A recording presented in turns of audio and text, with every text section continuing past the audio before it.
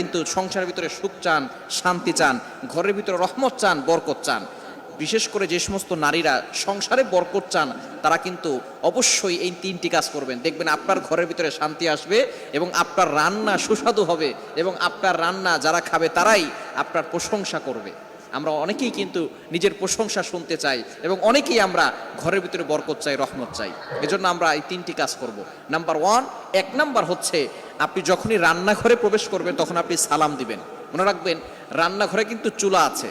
এই চুলা, গ্যাসের চুলা বলেন আর যেই চুলাই বলেন, এই চুলা থাকার কারণে যখন আপনি রাতের বেলা সেখানে থাকেন না, এখানে কিন্তু জিন জাতি থাকার সম্ভাবনা আছে। এই জন্য যখনই আপনি রান্নাঘরে ঢুকবেন তখনই সর্বপ্রথম 1 নাম্বার কাজ করবেন, সালাম দিবেন, আসসালামু আলাইকুম ওয়া রাহমাতুল্লাহ। কেউ থাকুক আর না থাকুক, ঘরে যখনই প্রবেশ করবেন, যদি ঘরে কেউ নাও থাকে তারপরে সালাম দিবেন, কারণ ঘরের ভিতরে অনেক সময় শয়তান থাকে। আপনার সালাম দেওয়ার কারণে সেই শয়তান সেখান থেকে বের হয়ে যাবে। শয়তান আপনার ঘরের ভিতরে আর বসবাস করতে পারবে না, সেখান থেকে শয়তান বের হয়ে যাবে। আল্লাহ পাক রব্বুল আলামিন নিজে বলে দিয়েছেন, কোরআন খুলেন, আল্লাহ পাক রব্বুল আলামিন বলছেন 18 নম্বর পারা 17 নম্বর পৃষ্ঠার 13, 14, 15 নম্বর লাইন, সূরাতুন নূরের 61, 61 নম্বর আয়াতে রব্বুল আলামিন বলেন, ফাইদা দাখালতুম বুয়ুতান ফাসাল্লিমু আলা আনফুসিকুম তাহিয়াতাম মিন ইনদিল্লাহি মুবারাকাতান তাইয়্যিবা। যেই ঘরে ঢোকার সময় কোনো ব্যক্তি যদি সালাম দেয়, আল্লাহ পাক রব্বুল আলামিন ওই ঘরের ভিতরে বরকত নাজিল করেন। আল্লাহ পাক রব্বুল আলামিন পবিত্র রিজিক সেখানে দান করেন।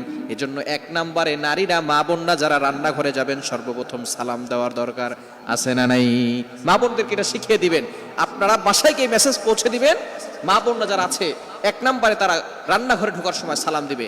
নাম্বার 2, দ্বিতীয় নাম্বার হচ্ছে প্রতিটি কাজের শুরুতে বিসমিল্লাহ পড়বে। বিসমিল্লাহ পড়লে ওই কাজের ভিতরে আল্লাহ পাক রব্বুল আলামিন নিজে বরকত দিয়ে দেন। বিসমিল্লাহ পড়লে কোনো রান্না করলে ওই রান্নার ভিতরে আল্লাহ তাআলা স্বাদ বাড়িয়ে দেন, ওই রান্নার ভিতরে আল্লাহ তাআলা রহমত দেন, ওই রান্নার ভিতরে আল্লাহ তাআলা বরকত দান করেন। কিন্তু বর্তমান আমাদের সমাজের ম্যাক্সিমাম নারীরা রান্না করার সময় ডিজে গান শুনে, রান্না করার সময় হিন্দি গান শুনে, ইংলিশ গান শুনে, তারা ড্যান্স করে আর রান্না বান্না করে, যার কারণে ঘরের ভিতরে কোনো বরকত থাকে না। খবরদার, গান শুনবেন আর রান্না বান্না করবেন আর চিন্তা করবেন ঘরের ভিতরে বরকত নাই কেন। আপনি যদি বরকত পেতে চান, প্রত্যেকটা কাজের শুরুতে আপনি বিসমিল্লাহ পড়বেন। আপনি চাউল নিচ্ছেন, পড়েন বিসমিল্লাহির রহমানির রহিম। চাউল ধৌত করতেছেন, বলেন বিসমিল্লাহির রহমানির রহিম। মাছ কাটতেছেন, বলেন বিসমিল্লাহির রহমানির রহিম। আপনি গোশত ধৌত করতেছেন, বলেন বিসমিল্লাহির রহমানির রহিম। আপনি যেই কাজটাই করবেন আপনি বিসমিল্লাহ পড়বেন, দেখবেন যেই কাজে বিসমিল্লাহ বলা হয় ওই কাজে বরকত বেশি হয়। এজন্য 2 নাম্বার নারীরা যে কাজটা করবে সেটা হচ্ছে বিসমিল্লাহির রহমানির রহিম।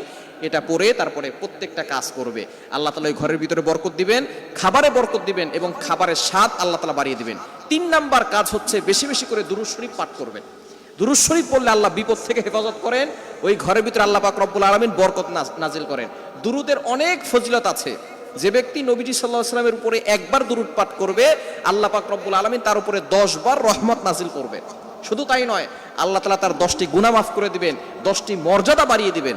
এজন্য দুরূদে ইব্রাহিম সবচেয়ে ফজিলতপূর্ণ দুরূদ হচ্ছে দুরূদ ইব্রাহিম। আমরা দুরূদ ইব্রাহিমটা পড়ার চেষ্টা করব এবং বিপদ আপদ থেকে বাঁচার জন্য, ঘরের ভিতরে বরকত আনার জন্য বেশি বেশি করে ঘরের ভিতরে দুরূদ পাঠ করব।